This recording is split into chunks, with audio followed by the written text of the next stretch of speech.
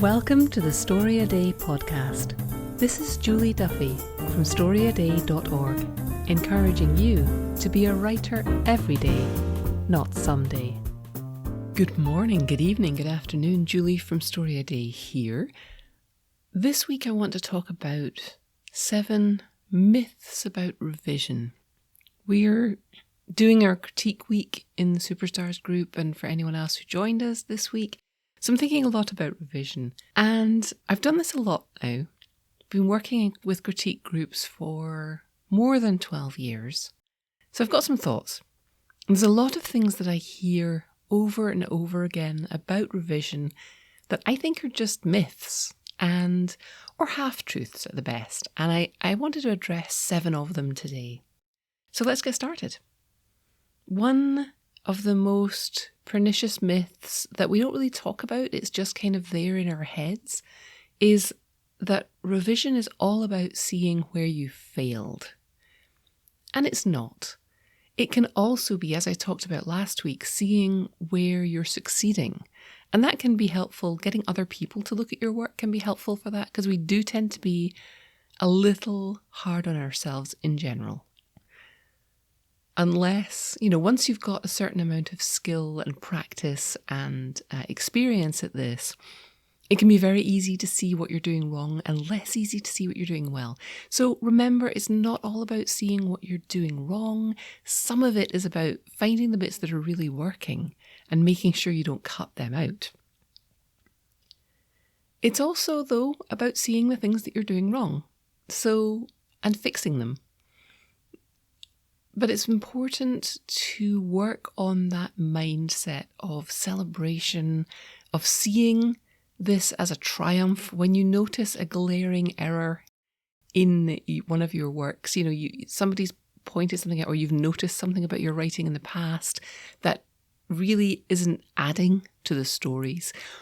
Once you can see that, you should celebrate. If you go back to older stories and you can see that there's, you're mixing points of view in a way that you don't want to, or that, whatever it is you're doing that you've noticed, celebrate that you now know enough about writing to know that that's not a helpful technique. Celebrate the progress you've made. You couldn't have seen that error a year ago, and now you can. And now you can fix it. Okay? So, no, it's not all about finding where you have failed, but when you notice things that you have done that aren't working, celebrate that as a measure of the progress you're making. It's a small but significant mindset change, and it's going to make it more exciting, more possible for you to actually approach revision without dread. The second myth I want to talk about is that you need to put your story away for 2 weeks in a drawer before you're going to be able to see it clearly and work on it. That might be true sometimes because of that thing I was just talking about, where you make progress. You go on to the next story, you write something, you figure out how to fix something or do a new skill, and then you go back to an older story and you're like, oh, now I know why this isn't working. That can happen. You don't actually have to put your story away for ages before you can come back to it. And it sort of depends on how you work. If you work in a way where you are constantly looking back and reading back over your work as you're writing it, then yeah, you might need to put your work away for a couple of weeks to get some distance from it. But if you are an extremely fast drafter who just writes like the wind and never looks back, and if when you're writing your first drafts, you make notes to yourself as you go, like, yeah, I know I said this was set in Germany, but actually it's going to be set in England. Let's just continue as if I had made that change already. And you just keep writing to the end, and you never look back at the draft as you go, then you probably actually don't need that much time away from your story, because by the time you've finished it, you will not be as familiar with the parts that you wrote as if you were one of those people who goes back and reads over everything before they write the next paragraph. So if you're a fast drafter who just writes whole drafts in one go, you probably don't need to put your story away for 2 weeks and get any distance from it, because you could finish the story, go and get a cup of coffee, come back, look at the beginning of it and go, I have no memory of writing that. And it can be completely fresh to you. That's a little extreme, but you know what I mean. So don't think that you can't. If you think that you can see your story afresh after you finish the draft, maybe trust yourself. Maybe you can. Consider that the advice to put your story away for 2 weeks or longer might not apply to you. And it's okay if it doesn't. It might be a myth. The third thing that I wanted to talk about is getting into the nitty-gritty of revision. I'm sorry to say that correcting typos and punctuations and creating individually beautiful sentences is not actually the whole job of revision. It's the last tiny part of it. It's the final polish. And the reason we tend to go there straight away is because it's our brains trying to keep us safe. We know how to correct typos. We know if unnecessary is misspelled, in part because you can either see it or because your word processor underlines it. It's easy to make those changes. But revision is about more than that. It's about making sure the structure of your story is correct, that everything is kind of outlined the way you want it to be. And I'm talking in the art sense, not in the 5-point paragraph sense, 5-point essay sense. Story, structure, character development, stakes, tension. These are all the things we're really looking at in revision, not typos, not misplaced punctuation, but are you telling the story you want to tell in the way you want to tell it? Are you pulling the reader along with hooks and tension? Are you making sure that they turn the page? Are you making sure they care? Are you making sure that they feel? These are really the jobs of revision, and they're difficult because this story has never been written before and we don't know how to write it. We don't know how to make it work effectively. It's difficult. You're inventing something completely new. You're inventing not just the story and the plot and the characters, you're inventing the method for getting that story and getting your message into somebody else's brain. So of course, when we're doing something new, our brains want us to stop because they want us to feel safe and they want us to only do things that we know how to do, which is why it's so hard to change habits. Because our brains are protecting us and we're not consciously thinking, I don't know how to develop this character, therefore this character represents a saber-toothed tiger and my brain is being all Neolithic about it. No, that's not conscious, right? But the difficult stuff makes us get up from our desk and go and open the fridge and call a friend, and all of the procrastinatory stuff is happening when you're doing something difficult. So remember that correcting typos and punctuation is your brain's way of keeping you safe and keeping you doing something that's not that important. Revision is about more than that. And it's going to be a little uncomfortable. Point number 4, revision is all about cutting things out, right? It's all about carving away Michelangelo's block of marble analogy, where you carve away everything that isn't the horse. Not necessarily. It depends on your style of writing. Some people massively overwrite and they have tons of extra words and tons of dead ends that they've gone down, or tons of different analogies. Maybe they've repeated themselves over and over again. Those people, revision is about cutting, honing, making things concise. For other people, they write extremely fast drafts that tend towards the narrative all the way through. We got on the ship, we flew to Mars, we got out, there was a monster, it had fangs, we fought it, we came home, right? If that's your version of a first draft, then you're going to be spending a lot of time adding to your stories in the revision phase. And that's great because you can look at the overall, if you're a fast drafter, you've probably got a really good sense of the structure of your story, of what story you're trying to tell. So that can work in your favour as well. Some people find it really much easier to revise when they're cutting. I quite like a good scalpel when it comes to my writing. But other people, and depending on the project, you can vary from project to project. Sometimes it's really helpful to have that sketchy kind of outline version of your story where you are as if you're just telling it to someone in a hurry. And then you can think, where are the beats where I really want people to feel emotion? And you go back in and you write more there. And where are the beats where you're just getting to the next thing? Great, just keep it in narrative. We're going to talk more about this later in this podcast and over the next couple of weeks.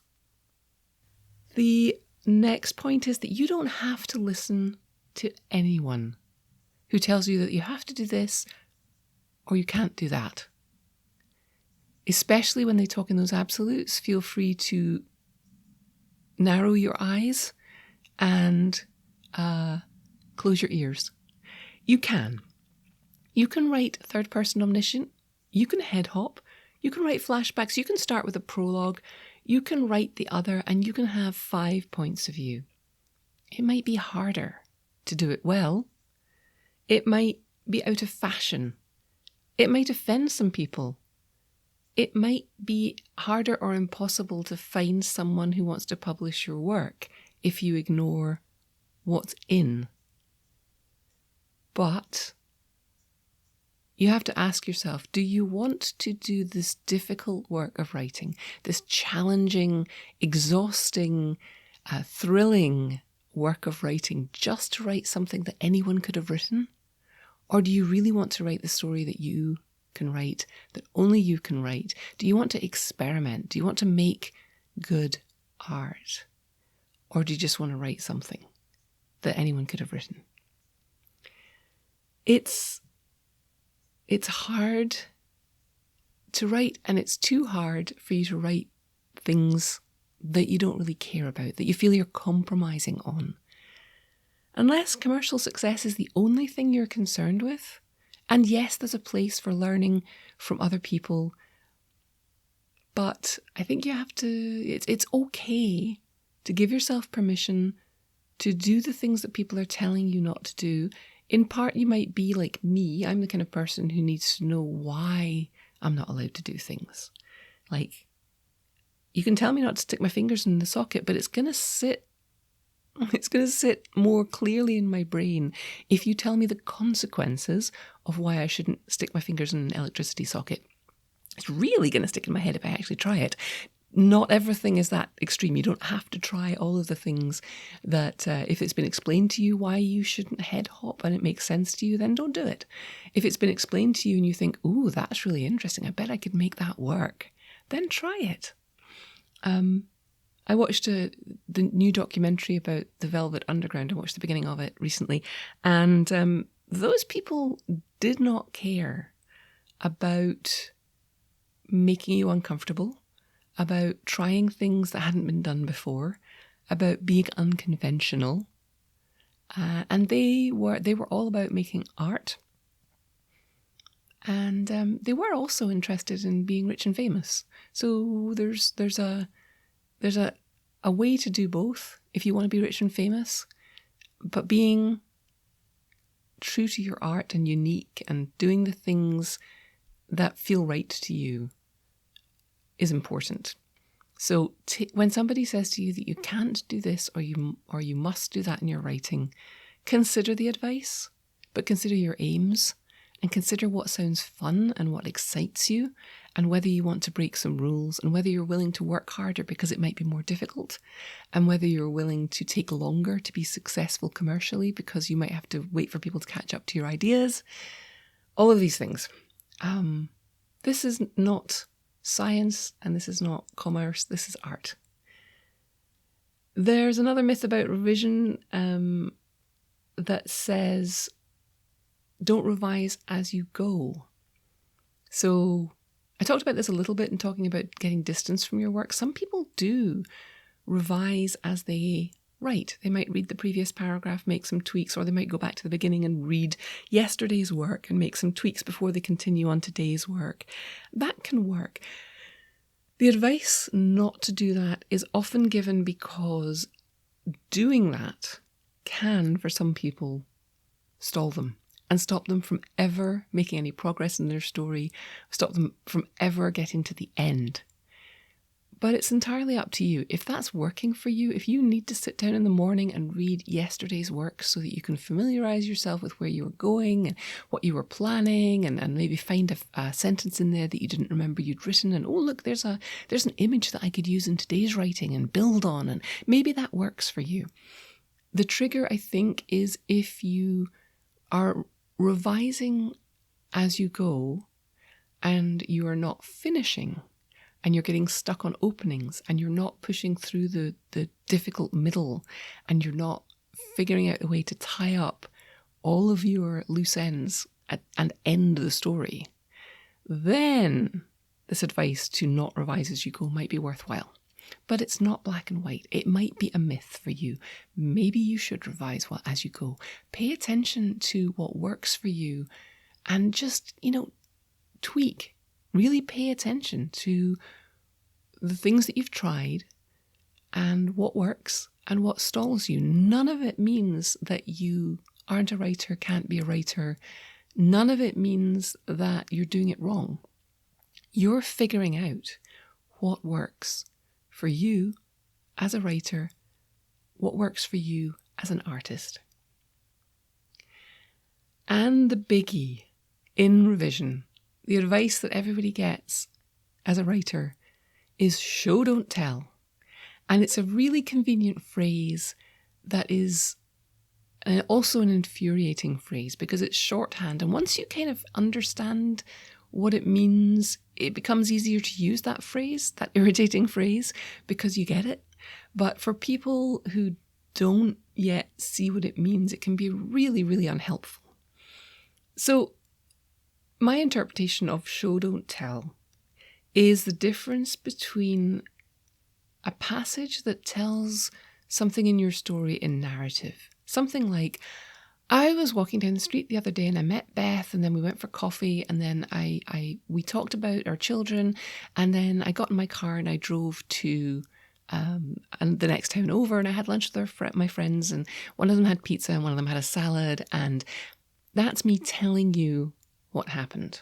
And you don't care. Like, why would you care? That's, it sounds preparatory. It's fine, if we meet and I'm trying to give you the gist of my day. But if I'm asking you to sit down and read a story, that's not what you want. You don't want a laundry list of what I did yesterday. You want me to take you into the moment and let you share in the emotions of the thing.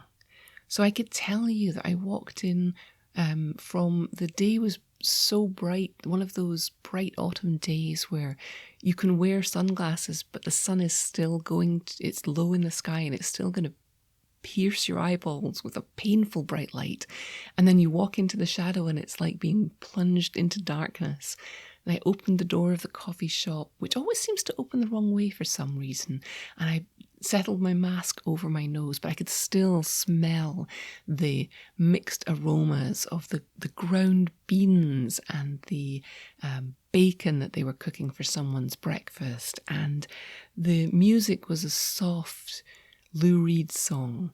And I looked around, there was a couple at one table of 4 women, middle-aged women at another table. And finally I saw my friend, as usual, with her nose in a book, completely oblivious to the world around me, and it made me smile. That's a scene. That's me showing you what happened. And we're going to be talking more about that over the next few weeks on this podcast. I'm going to be talking about how to make a scene, how to create scenes. I'm going to by using the immersiveness of show, and I'm going to be talking about when it's important not to show. If I wrote everything, if I talked like that all the time, you would run screaming when you saw me coming down the street towards you, because you'd be like, oh my goodness, here comes Julie. I am never going to get away from her because she's going to relate her day in minute detail to me. There are times when narrative matters, and it's the same in storytelling, in books, in novels. Sometimes you tell things in narrative. We got in the car, we drove through the hills, we went to the next town over. And sometimes you're going to talk about the purple heather and the cascading streams. And how do you know when to do which? And that's what I'm going to be talking about over the next couple of weeks. That, and I'm going to be inviting you to join me in a workshop to work on some of that stuff in November.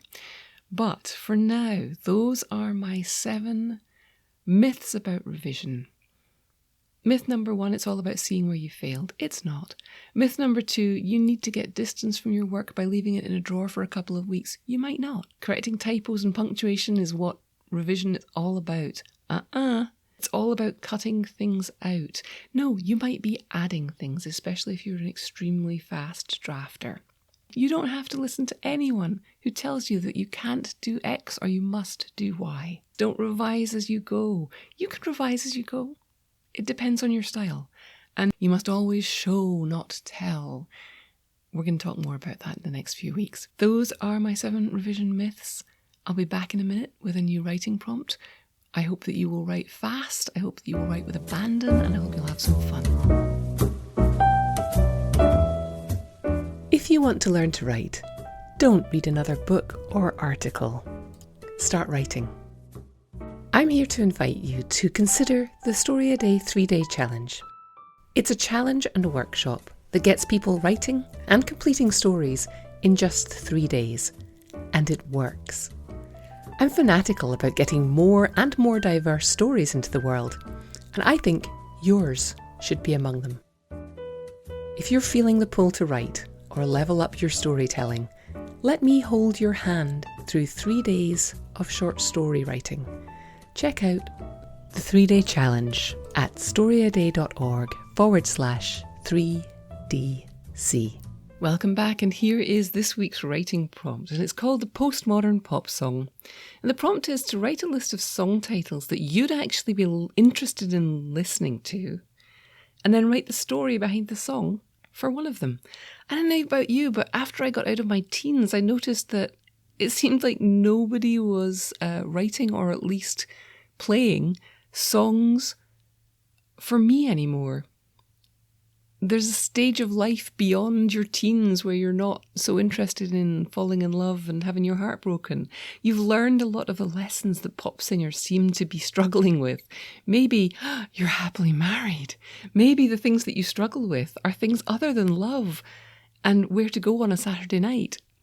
So write a list of song titles you would actually be interested in listening to at this stage in your life. Choose one and write the story of the character in that song. And here are some tips. Country music is probably a slightly better role model here than pop music. I know there are lots of songs about a more mature kind of love or about the kind of lifestyle people wish they were living. You could write a wish list of how your life would look, similar to those country music odes to all of the things that country singers love. Consider the stage of life that you're in. What really annoys you at this stage in your life? What are the things you complain about to your friends and co-workers every day? Start with the moment you wake up and trace your day until bedtime. What did you complain about today? What did you celebrate today? What would that song title look like? Or maybe you pick a different stage of life and remember, or use someone else as an example of what matters most at that age. Maybe you've got little children. Maybe you've got elderly parents. Pick one issue and give it to a character who'll be fun to write about. And when I say fun, I don't necessarily mean funny. I just mean they're going to engage you. You can write this as a song and an ode or a poem if you want to. Or you can write a story with a traditional narrative structure, or a monologue. So many options. You could write it in 50 words, you could write it in 100 words, or you could write a novella. Imagine Taylor Swift, or whoever else is in the charts right now, in a few years. Or Britney Spears right now. What would she be singing songs about if she was releasing new material? Or better yet, Amanda Palmer reading your story and turning it into the basis of a song. What elements of your non-pop songy life could you highlight and make compelling and entertaining enough to inspire another artist? Here's an extract from my list from a few years ago when I tried this exercise. Where are all the odes to getting homework helping kids with homework and getting up too early and trying to manage a budget and not spoil your kids and fretting about mean kids and sitting in the principal's office? Where are the laments about how hard it is to lose weight and try keeping the spark alive, and how you really don't want to go out to that party that you promised to go to because even though it's Friday night, you'd rather just stay in with your family and a book? Or songs that celebrate the shorthand that comes with a long marriage, or the surprise you feel when you realise you're starting to become fond of his music, or the perils of watching Downton Abbey with your husband. Where are the songs about discovering the power of female friendship? Where are the howls of rage about sitting waiting for an oil change, or getting up every morning to a pile of last night's dishes, which nobody ever does, even though you're sure from the amount of laundry in the house you're not the only one living here? Is it just me? I'd like to listen to some pop music on these topics, and I'd certainly read an entertaining story based on any of them. Make your list. Pick your favourite, give the problem to a character, and keep writing.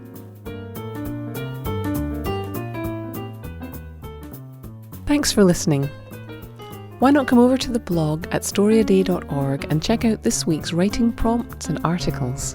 And in the meantime, have a great creative week, and of course, keep writing.